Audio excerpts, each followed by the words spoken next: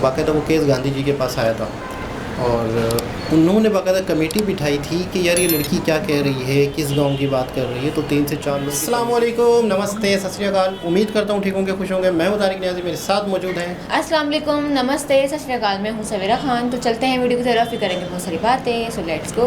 तो स्टार्ट करते हैं वीडियो को। वीडियो का टाइटल है FT अक्षत गुप्ता बाबा नीम गरूरी। अक्षत गुप्ता, बाबा नीम करोली और हनुमान। स्टार्ट करते हैं वीडियो। ओके। हनुमान जी की शक्तियों के बारे में हमने बड़ा सुना और आपके मुंह से भी हमने कई जगह पे सुना।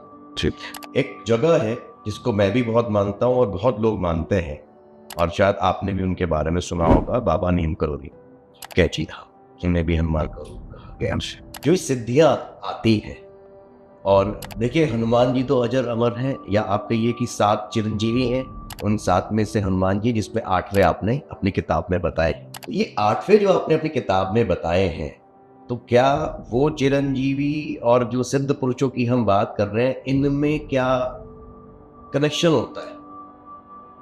क्योंकि चिरंजीवी तो दिखते ही नहीं है, तो क्या ये मैसेंजर्स हैं उनके, जो हमें आके उनकी शक्ति के रूप में वरदान देते हैं, आशीर्वाद देते हैं?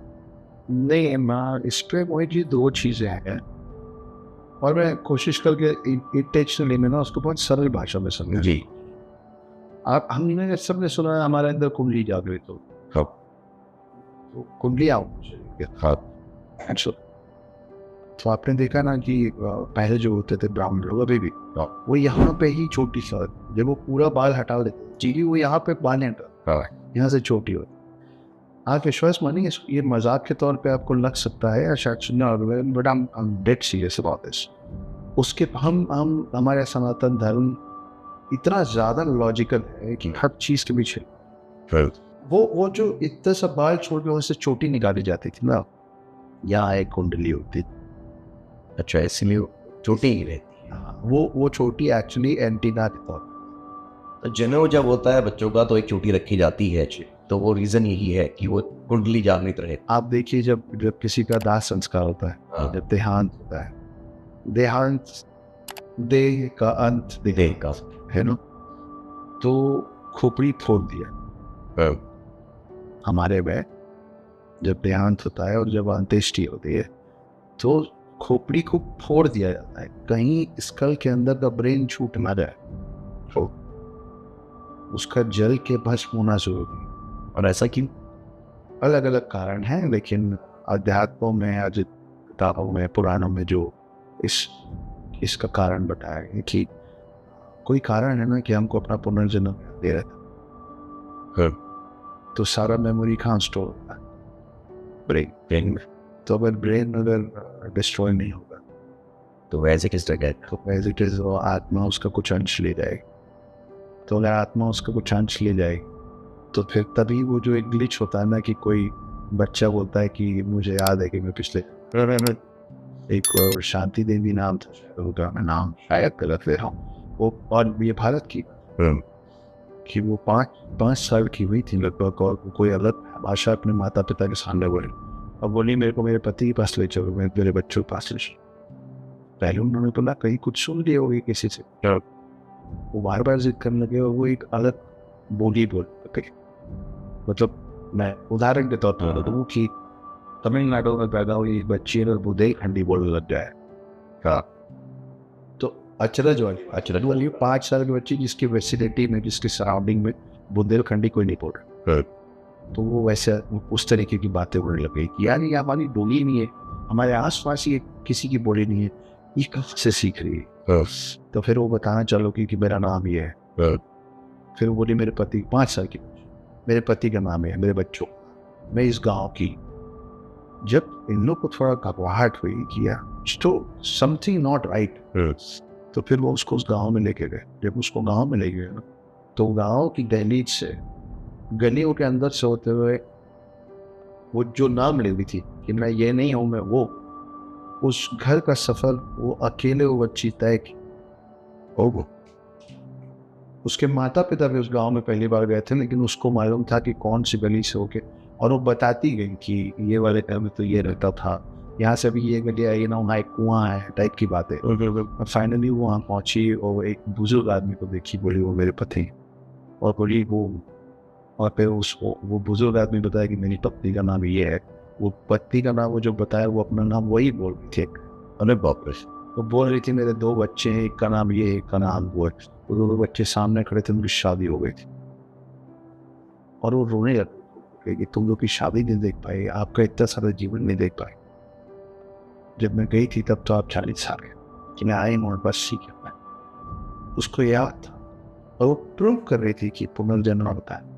ये डॉक्यूमेंटेड है, मैं हवा बात नहीं कर रहा हूँ, आप ढूंढ लीजिएगा। मेरे ख्याल से शांति देवी नाम से। मैंने सुना है एक और स्टोरी के बारे में, एक बच्चे की, जो उसने एक्सप्लेन किया और वो भी इसी तरह से अपने घर पहुंचा और उसने अपनी पत्नी को और बच्चों को पहचाना। वो भी ऐसी 5-7 साल का बच्चा था।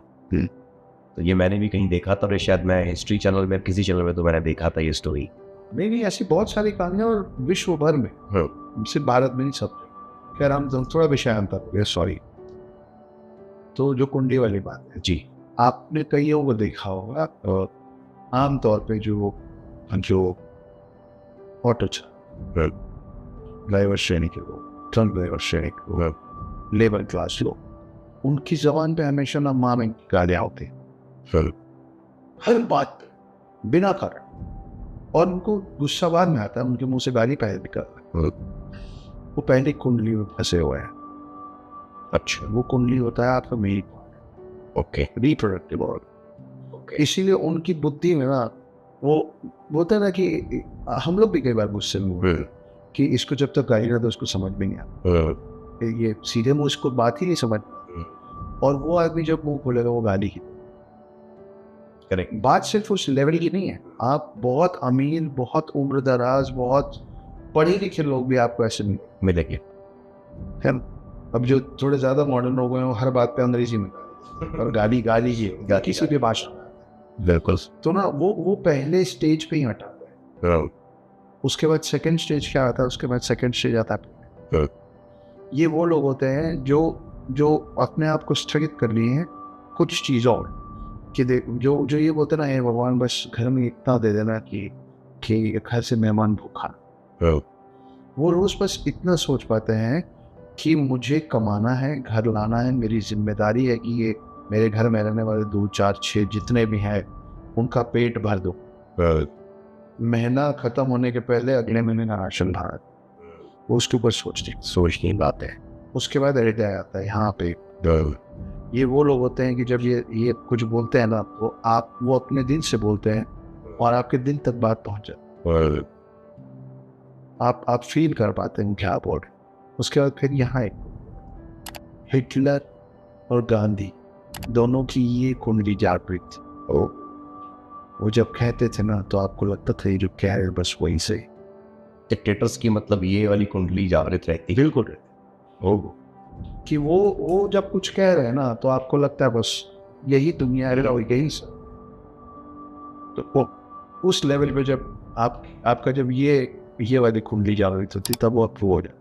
तब फिर ना आप रिप्रोडक्टिव ऑर्गन के बारे में सोचने की जरूरत आपको नहीं पड़ती है। मैं आज रात को क्या खाऊंगा वो सोचने की आपको जरूरत नहीं। ठीक है। और ये वाली कुंडली के पहले ये कुंडली तो जागृत हुई है तो आपके कंठ से जो बात निकलती है वो लोगों के कान से होते हुए दिल और मस्तिष्क दोनों तक। उसके बाद यहाँ ये कुंडली जो है उसको उन लोगों को हम नीम करोड़ी बाबा वाले लेवल पे ओके कि वो समझ जाते हैं कि आप क्या सोच, वो बता देते हैं कि आपके जीवन में क्या चल, वो आशीर्वाद देते हैं तो मुंह से निकलता है कि सब ठीक हो जाए तो सब ठीक हो जाता। तुम यहाँ जाके ये करो वैसे ही हो। उनके कंठ या यहाँ से निकल के आपकी पहले उस व्यक्ति के प्रति श्रद्धा है क्योंकि उसका यहाँ का कुंडली जागृत हुआ है। फिर आप उसको सुन रहे हैं क्योंकि उसकी यहाँ की जागृत हो गई। और फिर वो अपनी अध्यात्म से और जब कुंडली जागृत करता है तो उसकी यहाँ की कुंडली जागृत, तब वो आपके बिना बोले आपको जानने से वो स्पिरिचुअल कनेक्ट जिसको आप कहते हैं वो यहाँ से। और आखिरी कुंडली होती यहाँ। तो आप जो भगवानों की तस्वीर देखते हैं आपको दिखता है पीछे से रोशनी जी। और आजकल के जो हर तरीके खास करके जो आप मार्केटिंग ऑफ एनी बाबा आप देखिए, I am not specifically naming any, तो आप देखेंगे कि वो ऐसे खड़े नहीं है और उनके पीछे से येलो येलो बोल, हाँ वो सिर्फ फोटो में बने, फोटो में तो आप सामने देखेंगे तो आपको नहीं दिखेगा, जी है ना। वो पहले के भगवानों में जिनको हम भगवानों की श्रेणी में रख देते हैं, उनके पीछे सच में वो ऊर्जा और रोशनी दिखती थी, जिसको आज की भाषा में, मॉडर्न भाषा में बोलते हैं और जो दिखता नहीं, वो हमारे लेयर से टच में चलता है। जब वो ऑरा की ऊर्जा बहुत बढ़ जाती है तो यहाँ, तो तब हम उनको भगवान की श्रेणी में रखते हैं। तो ये जब जागृत है तो पृथ्वी में हर चीज आपके आदेश का पालन करती है, वहीं से शब्द बना है भगवान। जी जनाब।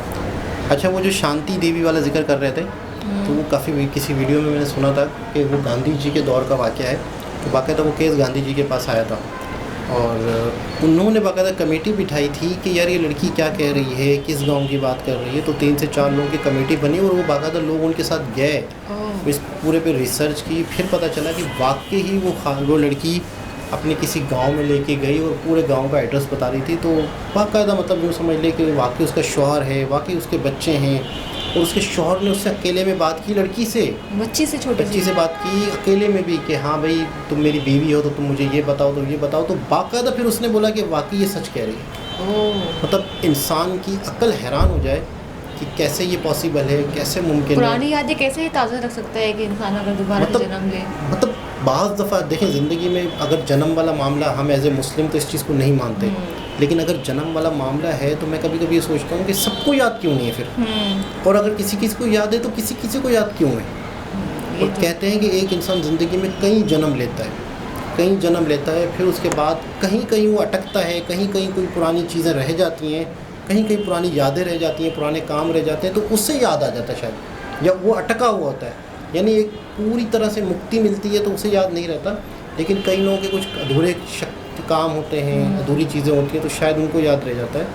तो अपने आप में बहुत, नीम करोली बाबा के बारे में बहुत मिस्टीरियस बातें हैं, बहुत सारे लोगों की इन्होंने मदद की है, बहुत सारे, मतलब कहते हैं कि मार्क जुकरबर्ग और एप्पल के जो फाउंडर है वो इनके आश्रम में आ चुके हैं। और कई, एक शख्स की मैं पॉडकास्ट सुन रहा था तो वो कह रहा था कि जितने बड़े बड़े बिलीनियर हैं, ये कहीं ना कहीं कुछ कुछ महीनों के लिए, दिनों के लिए गायब हो जाते हैं दुनिया से, यानी कि बिल्कुल दुनिया से किनारा करके ये बाकायदा चैंटिंग में लगते हैं या किसी शक्ति से जुड़ते हैं, कुछ ना कुछ पढ़ते हैं, कुछ इबादत करते हैं, क्या करते हैं। तो कई ऐसे लोग हैं। मार्क जुकरबर्ग के बारे में बताया गया, इसने पूरी अपनी कॉलोनी ख़रीद ली है, यानी जहाँ ये इसका घर है उसके आसपास कई मिलो किलोमीटर तक कोई नहीं रहता, यानी ये जहाँ है मतलब सुकून है, या इस पे कोई नज़र ना रख सके, ये कौन लोग हैं, ये क्या करते हैं। आज कोई शख्स बहुत बड़ा है तो उसे कहीं ना कहीं किसी न किसी शक्ति या किसी न किसी ताकत की सपोर्ट ज़रूर है।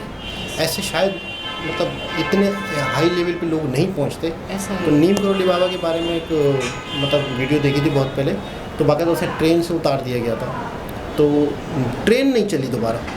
तो फिर लोगों ने बताया कि आपने एक बुज़ुर्ग को, तो उतारा क्यों था उनको, मतलब टिकट नहीं था ना, टिकट नहीं था, तो बोला आपने इनको उतार दिया है। तो बाकायदा नीम के दरख्त के नीचे बैठ गए थे, और करौली स्टेशन का नाम था, करौली। तो बाकायदा जब उन्हें दोबारा बिठाया गया तो ट्रेन चली, तो वो उनका नाम ही नीम करोली बाबा रख दिया गया। और एक और भी वाक़या था कि वो बाकायदा किसी की जंग के अंदर किसी की जान बचाई थी उन्होंने, और बाकायदा उसके बेटे ने कहा था कि दुश्मन की गोलियां आ रही हैं मेरे पास, लेकिन लग नहीं रही थी। तो बाकायदा नीम करोली बाबा ने उनके घर पे उस रात वो रुके थे, तो बाकायदा कंबल दिया, और नीम करोली बाबा पूरी रात तड़पते रहे। सुबह उन्हें कंबल दिया कि इस कंबल को दरिया में डाल देना, तो वो कंबल वज़नी था, तो कहने वाले कहते हैं कि उसके अंदर गोलियाँ थी।